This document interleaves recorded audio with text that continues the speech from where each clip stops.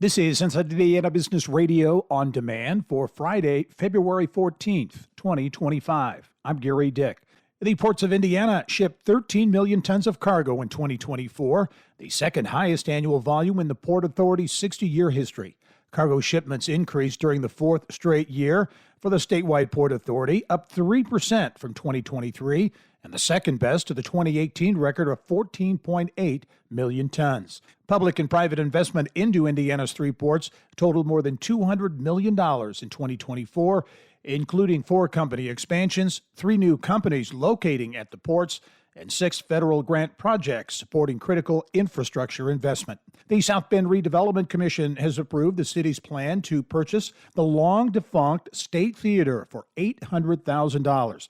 Often riddled with litigation, this is the first time in almost 5 years the property is free of legal woes. South Bend Executive Director of Community Investment, Caleb Bauer. I do have concerns that if the city were not to take this action, that we are looking at a building that may start to be in a point in the future, not too distant future, where it's no longer viable. Officials from the University of Southern Indiana will accelerate the university's transition to full membership in the NCAA Division I. USI Interim President Steve Bridges and Director of Athletics John Mark Hall say they've confirmed with the NCAA that the university is meeting its academic and financial requirements for the transition. From the state's #1 source for Indiana business news, you're listening to Inside Indiana Business Radio. To succeed, you need to stay informed. You need to be engaged. And let's face it, you need to set yourself apart from the rest by connecting with a company that brings you the best. Because in today's environment, business is an ever-moving target, and we'll help you chase it. IBJ Media. The best of business is in us. Get started at ibjmedia.com/youngprofessional. The Jackson County Industrial Development Corporation says 2024 was a banner year for investment. The nonprofit says a total of nearly $200 million in commitments were made last year, the most in its 40-year history. The total was led by commitments made in November by Seymour-based Guardian Bikes and Columbus-based Cummins, which has a large presence at Seymour. The companies plan to invest a total of $23 million in their Seymour operations.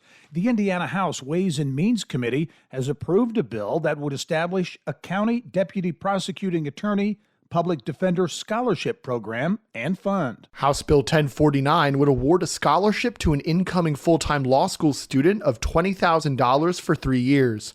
Part-time law school students may receive $15,000 for not more than 4 years. The commission cannot award more than $60,000 to one person.